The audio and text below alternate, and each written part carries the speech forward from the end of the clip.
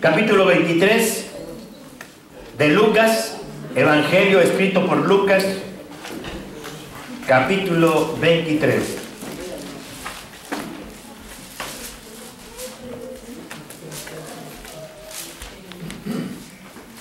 Capítulo 23. Y vamos a leer a partir del verso 34.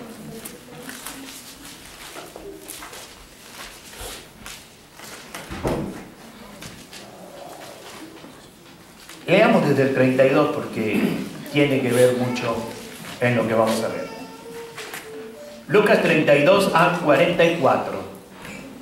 23, 32 al 44 del Evangelio escrito por Lucas.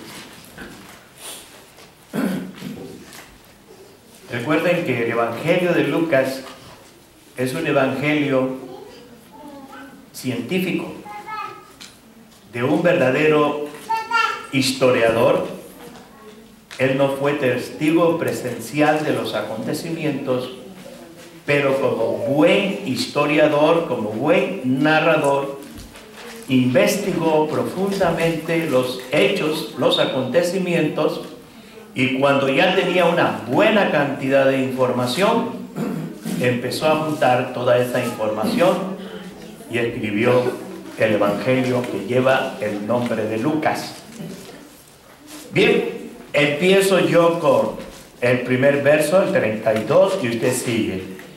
Llevaban también con él a otros dos que eran malhechores para ser muertos. Y cuando llegaron al lugar llamado de la Calavera, le crucificaron allí y a los malhechores, uno a la derecha y otro a la izquierda. Y Jesús decía: Padre, perdónalos, porque no saben lo que hacen. Y repartieron entre sí sus vestidos, echando suertes.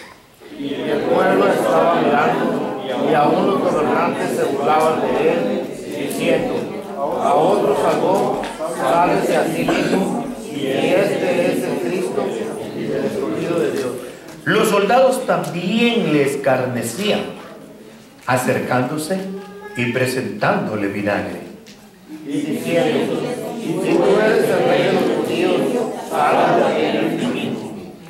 Había también sobre él un título escrito con letras griegas, latinas y hebreas: Este es el rey de los judíos.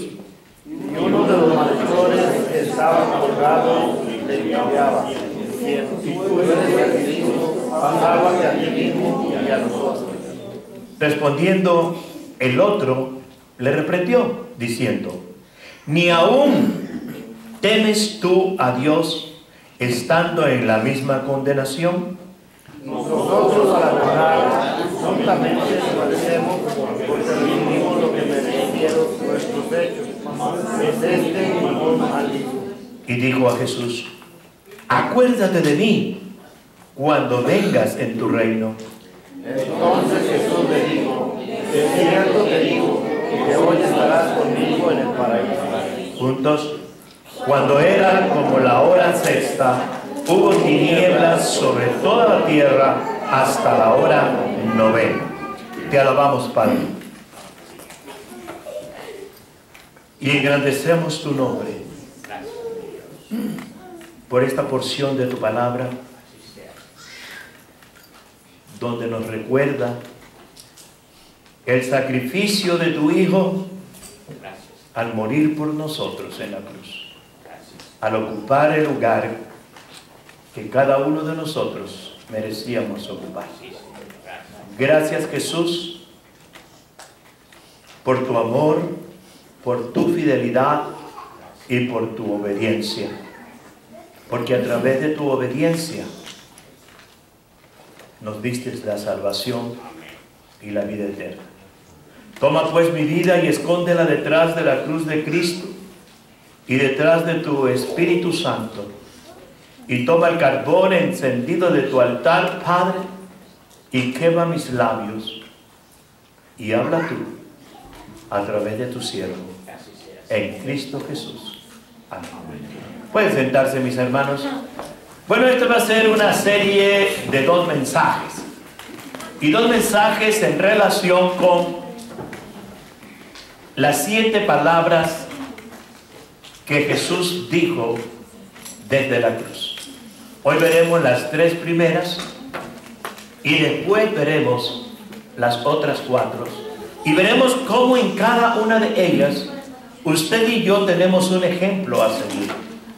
Veremos cómo en cada una de ellas hay una enseñanza de Jesús para la vida de nosotros como creyentes del Señor Jesús.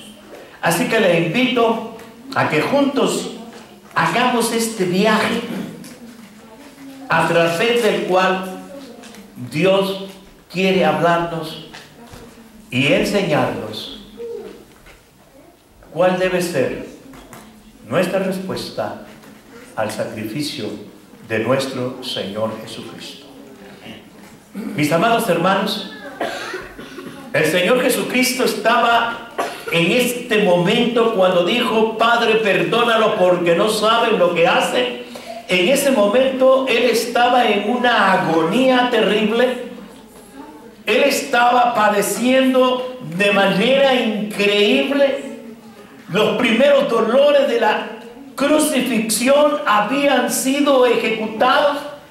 Ya su cuerpo había sido molido por esos latigazos.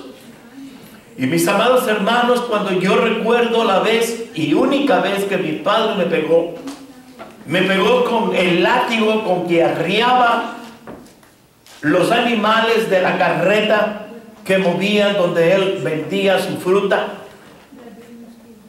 Y me dolieron tanto como ustedes no se imaginan. Pues imagínense, ese látigo que lo único que tenía era un pedazo de cuero de este tamaño, pero cuero duro. Me dolió tanto. Ahora imagínense el látigo con que le dieron al Señor Jesucristo. Era un látigo donde había unos huesos que al ser golpeada la espalda de Jesús se enterraban en su carne, y al jalarlo desgarraban completamente su carne, y fueron 39 latigazos lo que él recibió. La pena era 40 menos 1.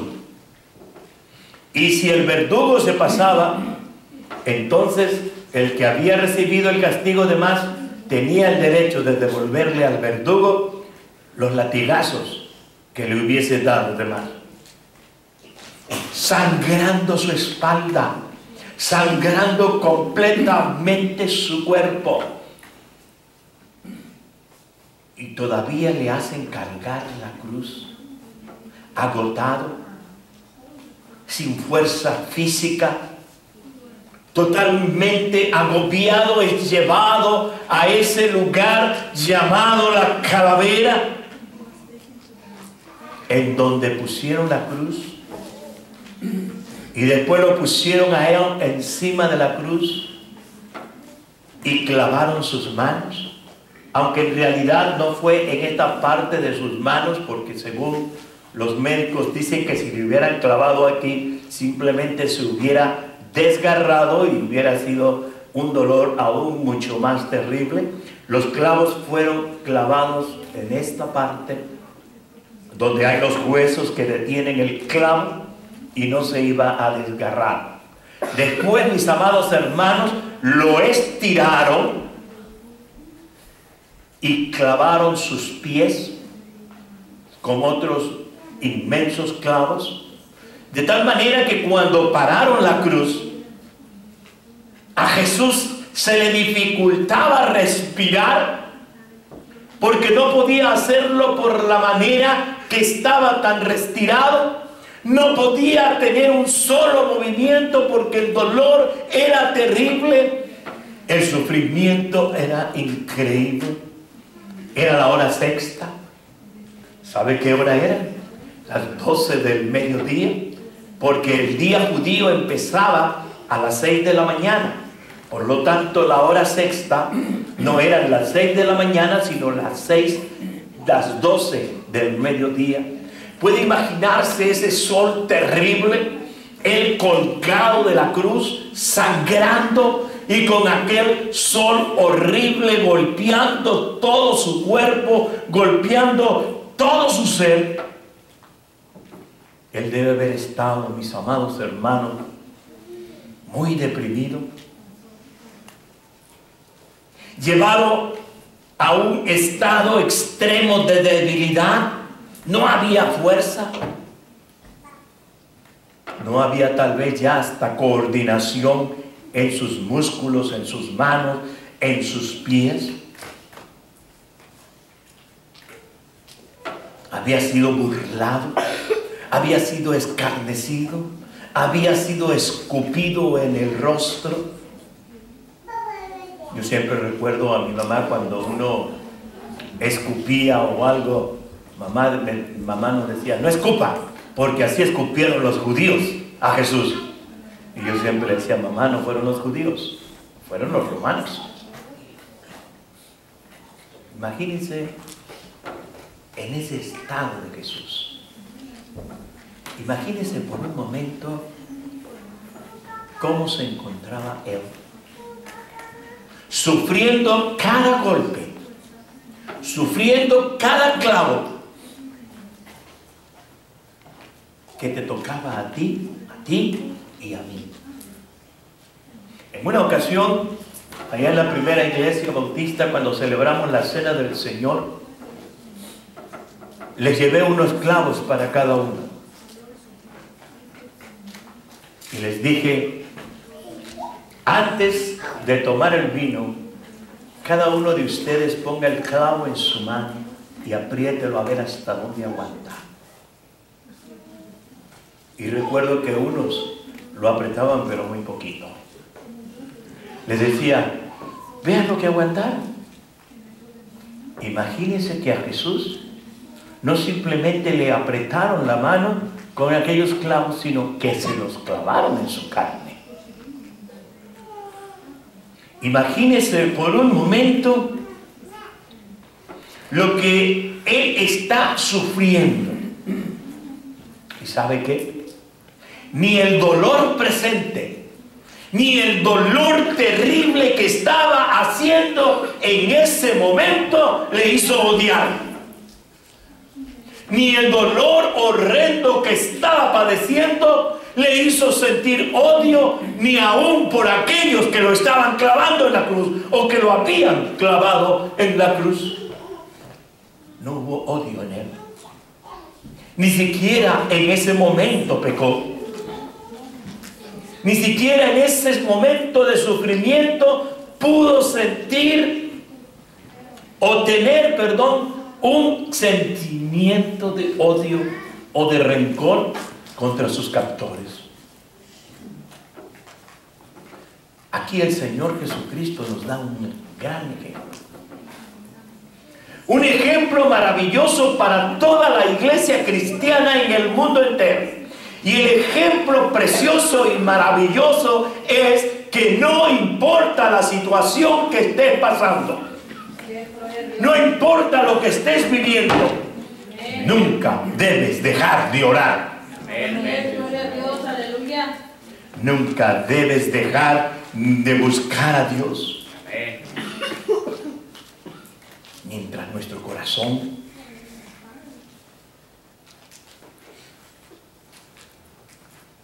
esté sufriendo, no permita que ningún sufrimiento lo separe de Dios. Nunca deje de venir a la casa de Dios porque está usted sufriendo alguna decepción, porque está usted decepcionado por algo y usted prefiere quedarse en su casa que venir a la iglesia a darle a Dios toda la oración.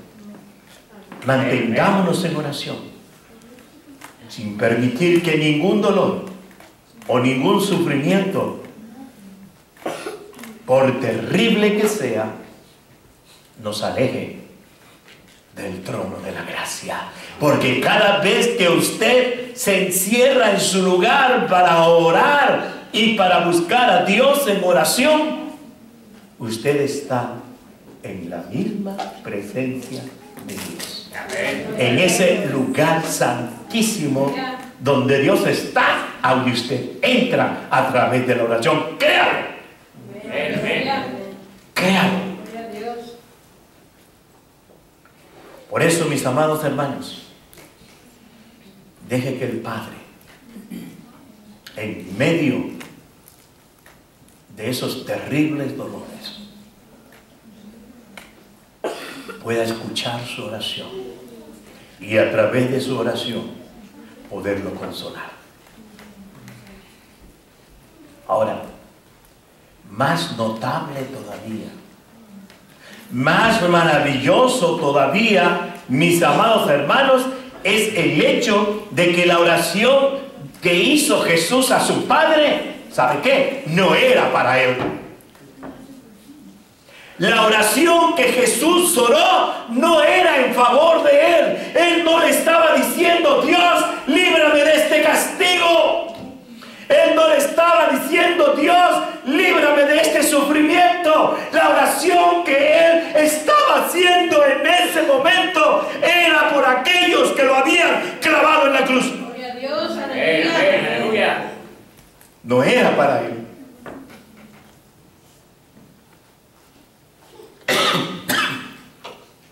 Era para sus asesinos. Padre, perdónalos, porque no saben lo que hacen.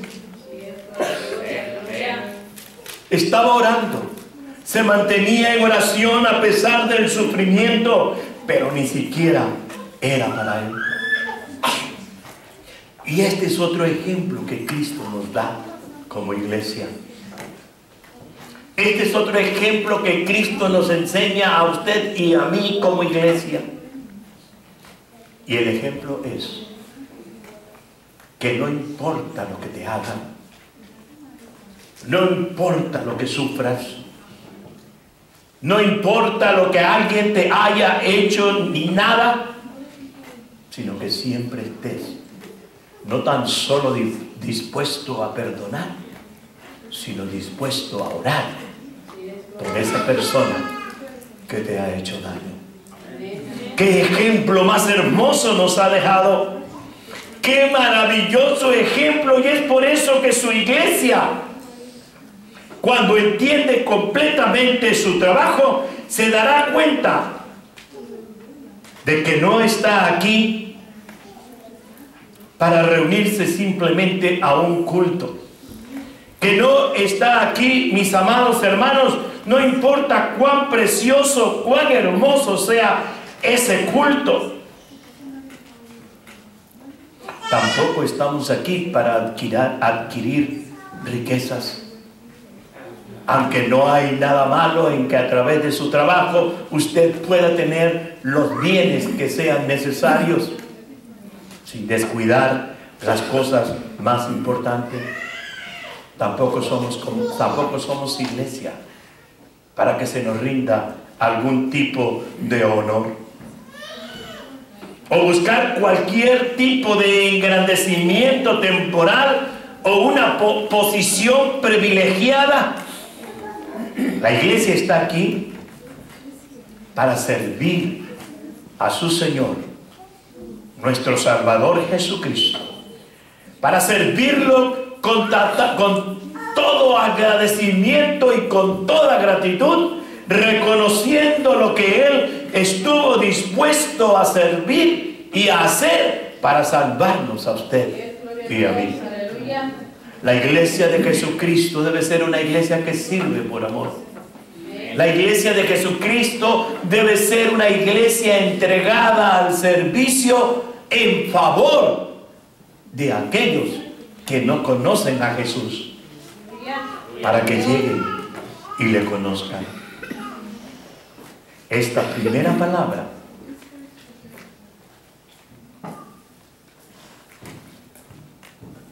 nos invita a usted, a mí, a orar, a compartir. Las iglesias muchas veces hay tensiones. Se dice que donde hay más de uno, ya hay problemas. Y gracias a Dios aquí Somos muchos más que uno. Pero debemos estar dispuestos a buscar una solución antes que cualquier situación se convierta en objeto de división. La iglesia de Jesucristo nunca debe buscar división, sino unidad.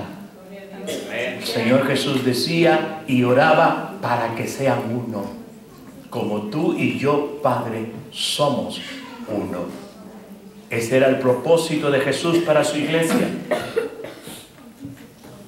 Cristo vino no para ser servido. Cristo vino no para recibir honor. Dice la Biblia que Él vino para ser siervo, para servir y para dar su vida para salvación de todo aquel que cree. Para todo aquel que cree. Y déjeme decirlo, que tal vez tengamos que entender que si la gente allá afuera no conoce a Jesús y no recibe a Jesús y no sigue a Jesús, ellos van a seguir al diablo y van a estar donde el diablo está. Por lo tanto, mis amados hermanos, es nuestro trabajo decir al mundo allá afuera, decir a la gente allá afuera que la única manera de que nuestros pecados sean limpios y lavados es exclusivamente a través de la sangre que Cristo derramó en la cruz del Calvario, y que no hay absolutamente más nada para que seamos perdonados de nuestros pecados. Solo la sangre de Jesús nos da el perdón. La sangre de Cristo nos cubre y nos mantiene para que cada día seamos mejores cristianos. ¿Cuál es la segunda palabra? Bueno, se encuentra ahí mismo en Lucas. La primera palabra tiene que ver con perdón. Padre, perdónalos porque no saben lo que hacen. Pero la segunda palabra tiene que ver con salvación. Tiene que ver con salvación, y la encontramos en los versos que ya leímos de Lucas 23, 39 al 44. ¿Qué encontramos aquí en esta porción? Encontramos que junto con Jesús fueron colgados dos malhechores, y ahí no dice para ser crucificados, dice para ser muertos. Para ser muertos. Así que déjenme decirle, mis amados hermanos, la historia de la salvación que encontramos nosotros del ladrón arrepentido, el ladrón moribundo, nos enseña a usted muchas cosas y nos reafirma lo que aprendimos hoy en la clase de escuela dominical. Había dos ladrones. Uno de ellos no estaba arrepentido, seguía sintiéndose muy, y en vez de arrepentirse, le dice a Jesús: oye, pues no que tú eres el Cristo. Pues si tú eres el Cristo, no te cuesta ningún trabajo bajar de la cruz, y ¿sabes qué? También bajarnos a nosotros. Tú puedes. ¿No dices que eres el Hijo de Dios? ¿No dices que eres el Cristo, el Mesías, el prometido? Pues sálvate y sálvanos a nosotros contigo. Pero dice que el otro ladrón, estando también en la cruz, le recriminó y le dijo: ni aún estando ya al borde de la muerte, ¿te arrepientes? Ni aún estando al borde de la muerte, ¿temes a Dios? Y dice que de inmediato se volvió a Jesús y le dijo: Señor, cuando vengas a tu reino, acuérdate Qué hermosa petición. Este hombre estaba reconociendo quién era Jesús. Este hombre estaba reconociendo que ese otro que estaba colgado en medio de ellos dos no era una persona cualquiera. Que ese otro que estaba colgado junto con ellos era diferente. Había una gran diferencia entre él y ellos. Y creyó que esa diferencia no era terrenal, era espiritual. Reconoció que era rey. Reconoció que era alguien poderoso. Reconoció que era alguien bueno porque dijo: tú y yo estamos aquí porque lo merecemos.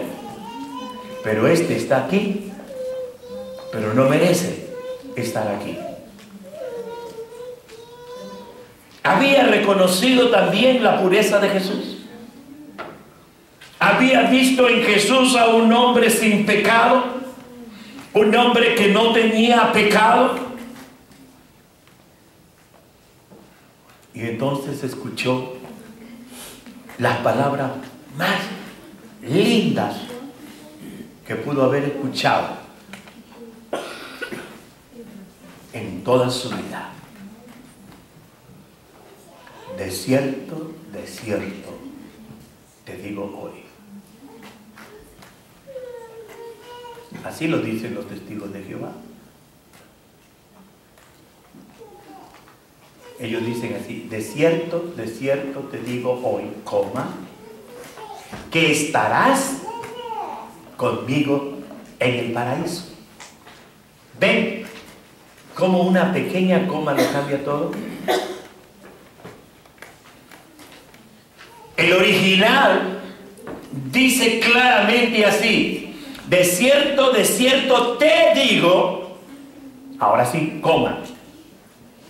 que hoy mismo estarás conmigo en el paraíso. No tienes que esperar nada. En el momento que mueras, en el momento que des el último suspiro en esa cruz, tú despertarás donde yo estoy.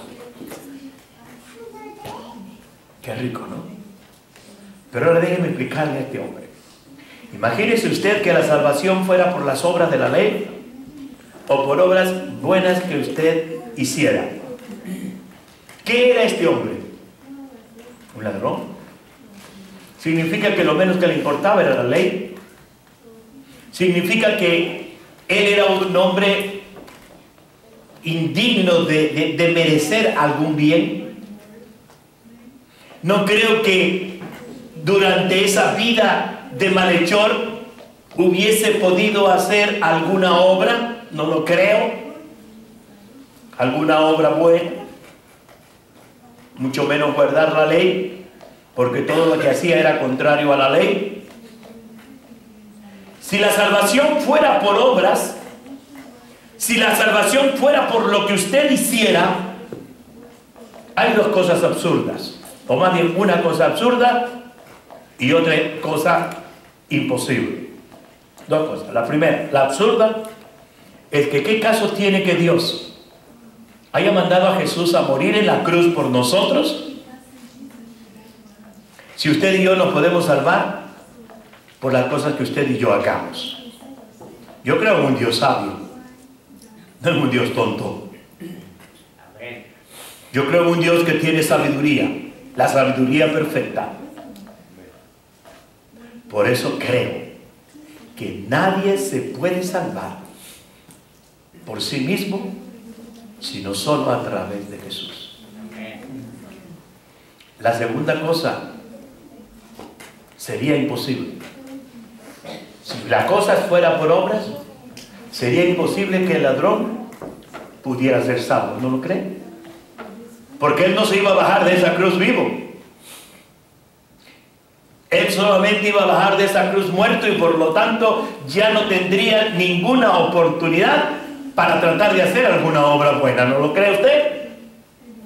Él ya no iba a poder hacer nada bueno. Él ya no iba a poder hacer ni una sola obra buena para poder salvarse.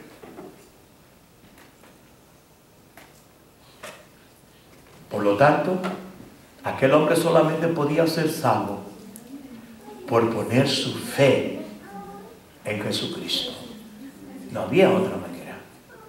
La única manera era que él pusiera su fe en el Señor Jesucristo y su sacrificio. Solo así podía ser salvo.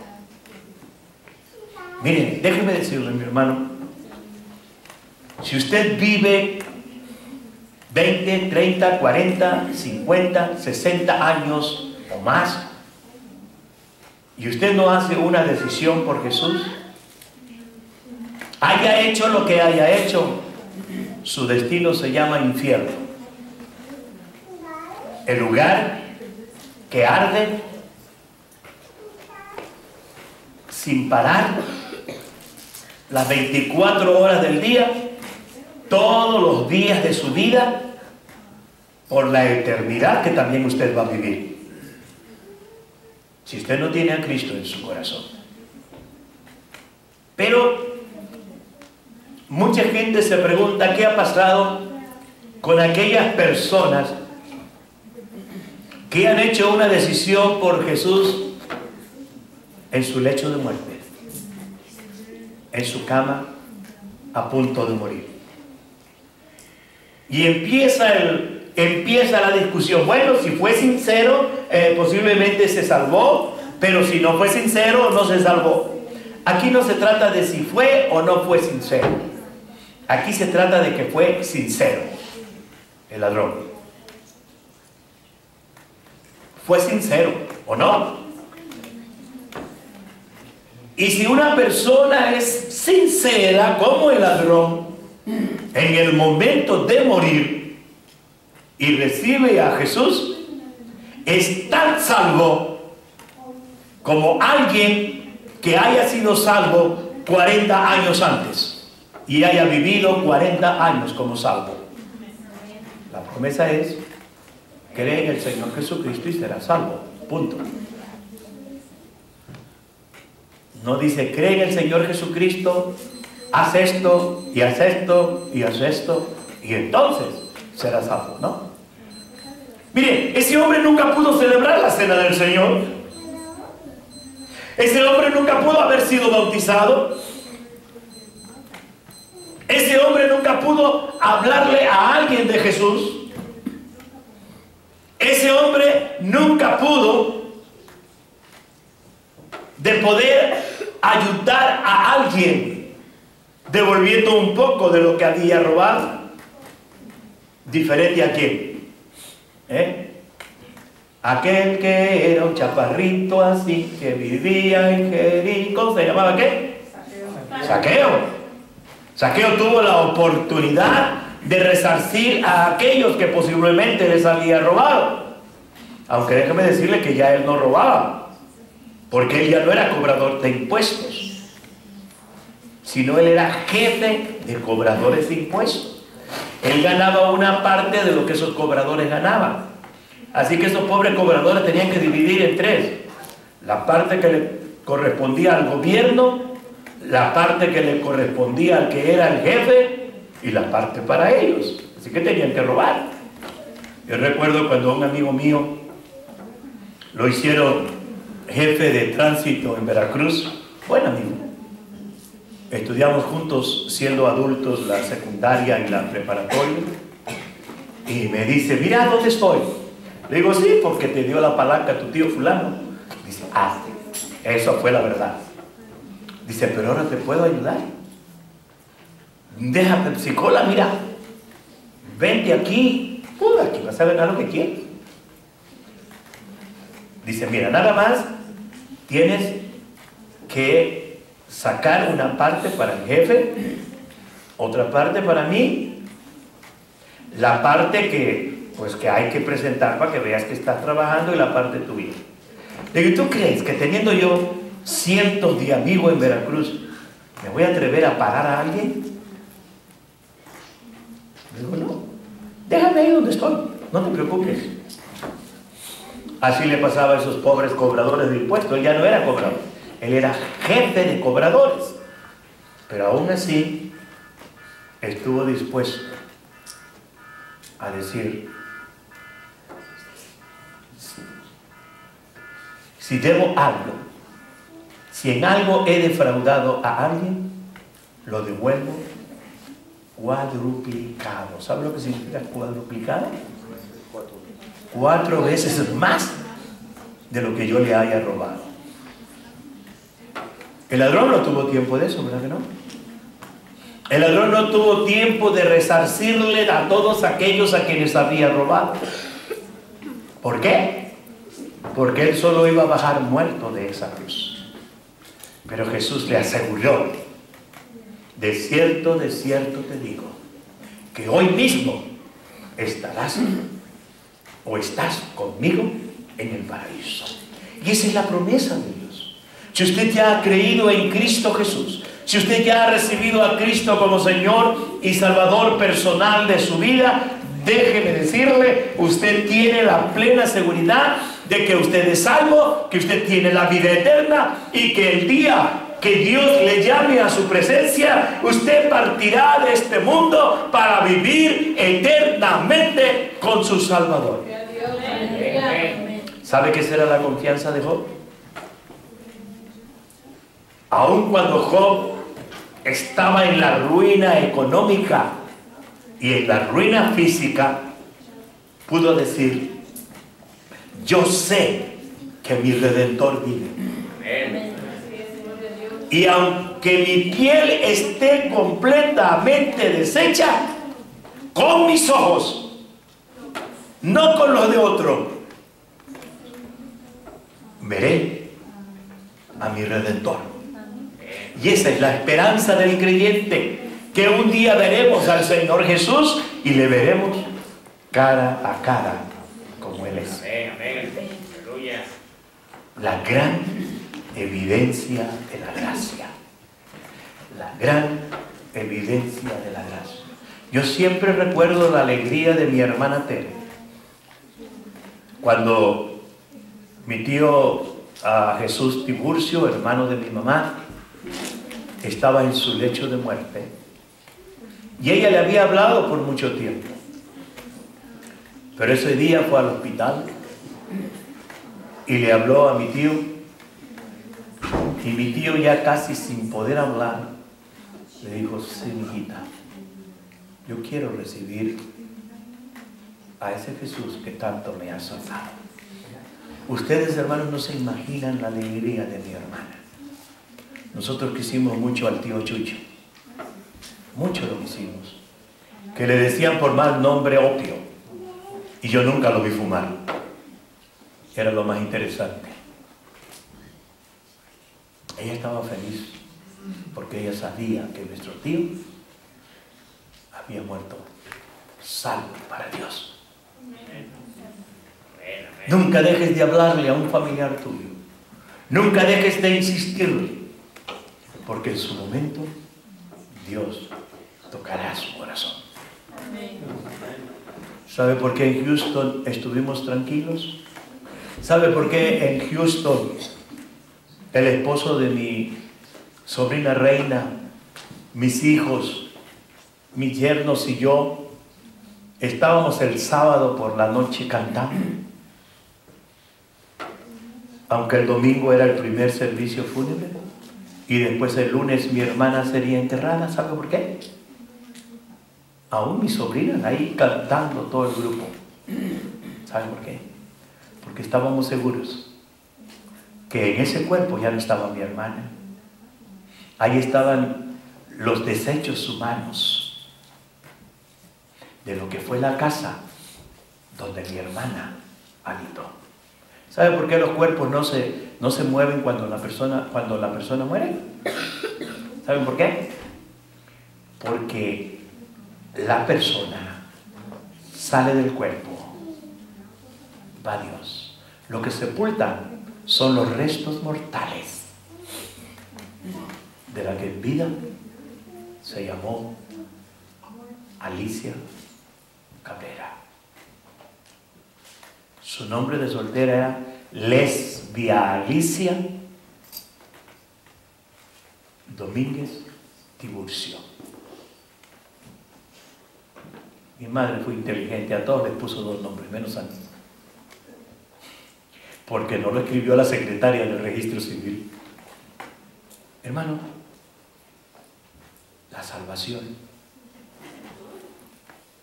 la puedes recibir solo por creer en Jesús. No tienes que hacer más nada para ser salvo. Y la tercera y última palabra de hoy es la palabra que representa la humanidad de Cristo. Y esta la encontramos ahora en Juan capítulo 19, 25 y 27. Y dicen así estos versos. Estaban junto a la cruz de Jesús su madre y la hermana de su madre, María, mujer de Cleofas, y María Magdalena. Cuando vio Jesús a su madre y al discípulo a quien él amaba, que estaba presente, dijo a su madre: mujer, he ahí tu hijo. Después dijo al discípulo: he ahí tu madre. Y dice que desde aquella hora el discípulo la recibió en su casa. La Iglesia Oficial de México, déjame reservarme el nombre, usted ya sabe, dice que ahí fue el momento en que Jesús estaba diciendo que ahora María venía a ser la madre de todos los creyentes. Por ejemplo, la Biblia, la nueva Biblia de Jerusalén que tiene Alfonso, al pie de la Biblia usted podrá leer exactamente eso. Pero no es así.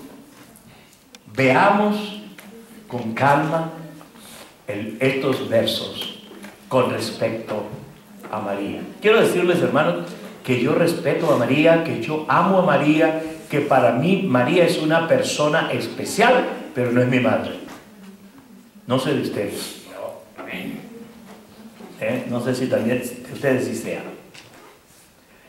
Aquí tenemos un espectáculo sumamente triste. Sumamente triste. Jesús está sufriendo. Jesús está padeciendo todos los dolores. ¿Y sabe qué? Aquí se cumple la palabra que Simeón, aquel anciano, cuando llevaron a Jesús a ser presentado en el templo, le dijo a María. Y esas cosas que le dijo a María, aquí se están cumpliendo. A fin de que se manifiesten las intenciones de muchos corazones, y en cuanto a ti, una espada y una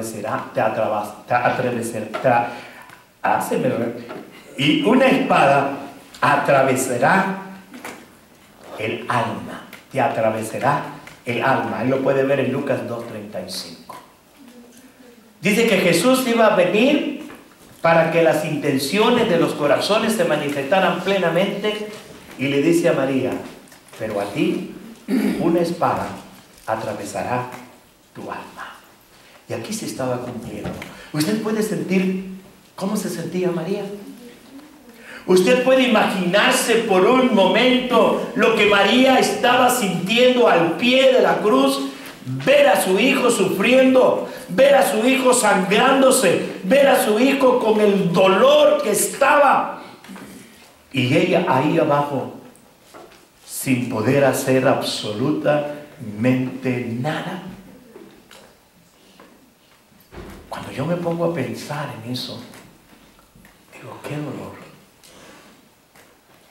sentía María en su alma al ver a su hijo sufriendo de la manera que estaba sufriendo.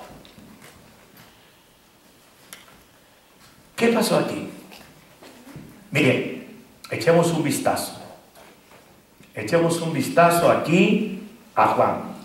Le dice a María: mujer, tú estás perdiendo un hijo.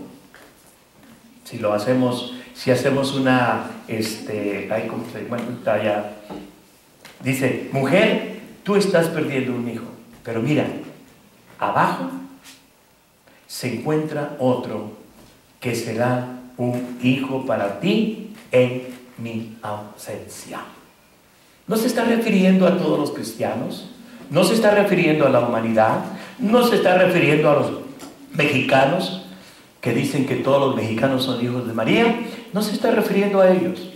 Se está refiriendo de una manera de buscar protección para la madre que ahora quedará sola, abandonada. Posiblemente todavía los hermanos de Jesús todavía no creían en Él. Posiblemente los hermanos de Jesús ya no vivían con María y María solo dependía de Jesús. Recuerde que Juan era primo de Jesús, era sobrino de María y por lo tanto a él le encarga a su madre para que la proteja, para que la cuide. Así que le dijo, mujer, he ahí tu hijo.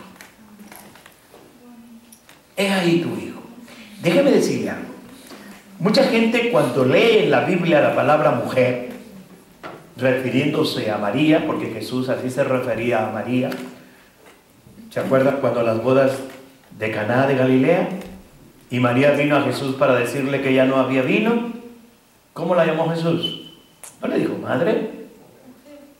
Le dijo, mujer, ¿qué tienes conmigo? Y si usted quiere un mandato en toda la Biblia que María haya hecho, se encuentra precisamente en este pasaje.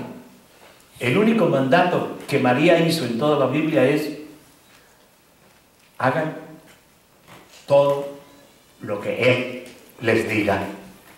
Hagan todo lo que Él les diga. Ese es el único mandamiento que María nos dejó: obedecer a Jesús en todo. Así que, mujer, ahí tienes a tu hijo. Y le dice entonces: llévala como tu madre. Está tú en mi lugar. Cuida de ella como ella te cuidará. Quienes mejor aman a Cristo, quienes mejor aman a Cristo, mejor tendrán el honor de cuidar su iglesia y de sus pobres. Cuando usted verdaderamente siente un amor por Cristo, Cristo le va a dar la responsabilidad de cuidar su iglesia. Cristo le va a dar la responsabilidad de ver por los pobres. Cristo le va a dar la responsabilidad de los que no le conocen, que le puedan conocer. Juan era el discípulo amado. ¿A quién más podía encargarle a su madre sino a aquel a quien Jesús amaba y quien amaba también a Jesús? ¿Se acuerdan cuando estaban en la cena y Jesús empezó a decir que uno de ellos lo entregaría? ¿A quién se refirieron para que le preguntara al Señor quién sería? A Juan. Le dijeron, pregúntale. No hacemos así cuando somos un grupito y entre todos hay uno que siempre está ahí, que vemos que lo escuchan más. Ándale, pregúntale tú. Y exactamente a Juan, al discípulo amado, le dejó cuidar de su madre.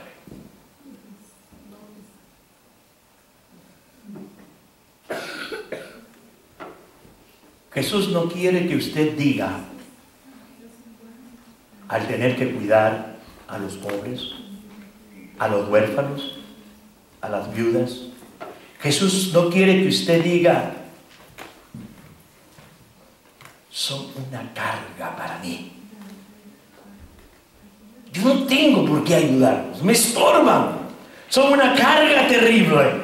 Más bien lo que Jesús quiere que digas son un gran honor para mí. Mi Señor los ha confiado a mi cuidado.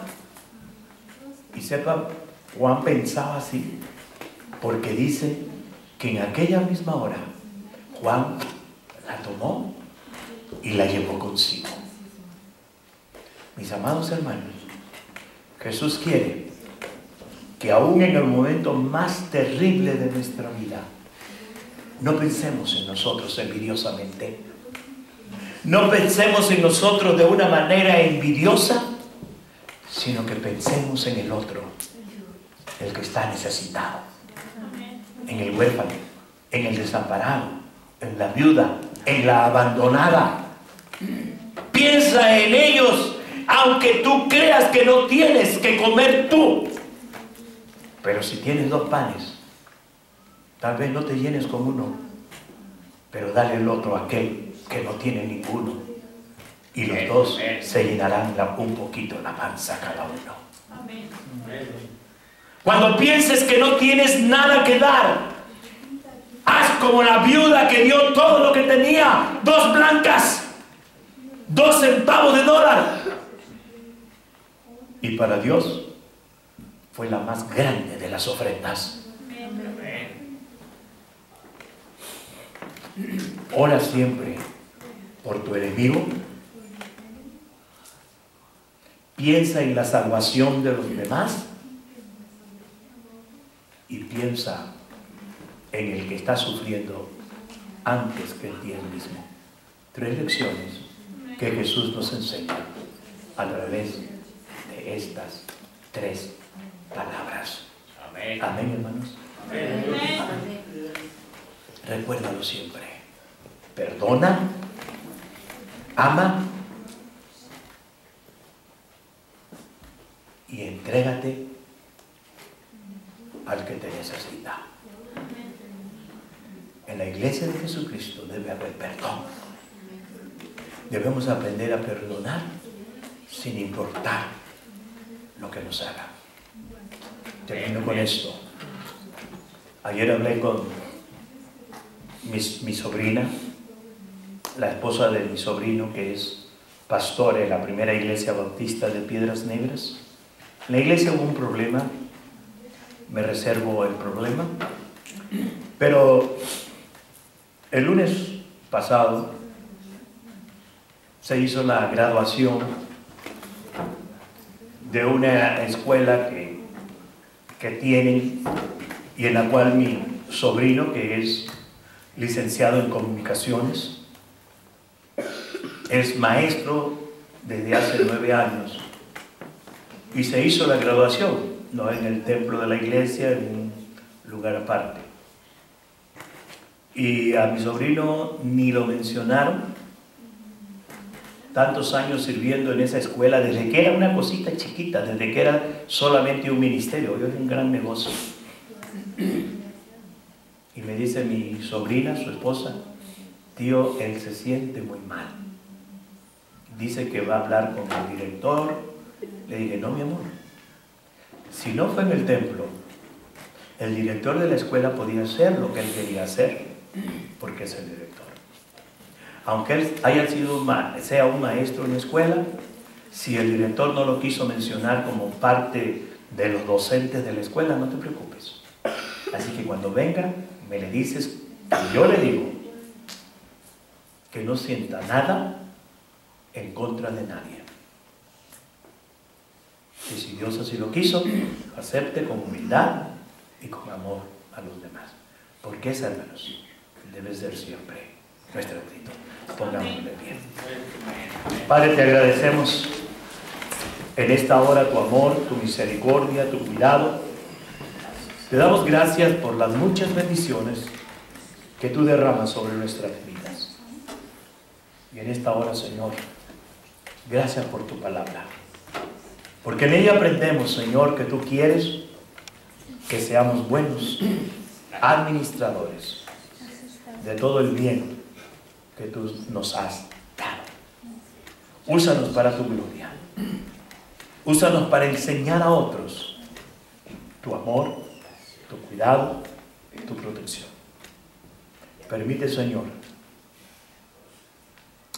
que podamos estar plenamente convencidos de quién somos y de lo que debemos hacer.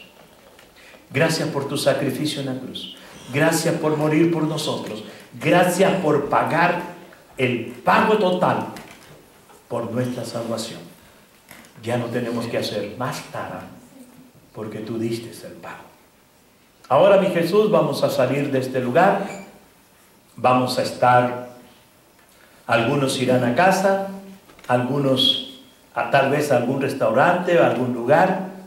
Permite que tu presencia vaya con nosotros donde quiera que vayamos. Y ahora, Señor, te ruego bendición para tu iglesia. Que tu bendición les dé prosperidad en todo lo que haga. Que tu bendición ensanche su territorio, su carpa. Que tu bendición los cubra con la sangre de Jesucristo para que ni el mal ni el maligno le toquen o le hagan daño. Y tu bendición les haga hallar gracia con toda la gente que tengan que tratar. Y ahora, Padre, en el nombre del Padre, del Hijo y del Espíritu Santo, Iglesia de Jesucristo, recibe la bendición de Dios con estas palabras. Jehová te bendiga y te guarde. Jehová haga resplandecer su rostro sobre ti y tenga de ti misericordia. Jehová alce a ti su rostro y ponga en ti paz. Y que la paz de Dios, que sobrepasa todo entendimiento, guarde vuestras mentes y vuestros corazones en Cristo Jesús, Señor nuestro. Amén y amén. Dios les bendiga, hermanos.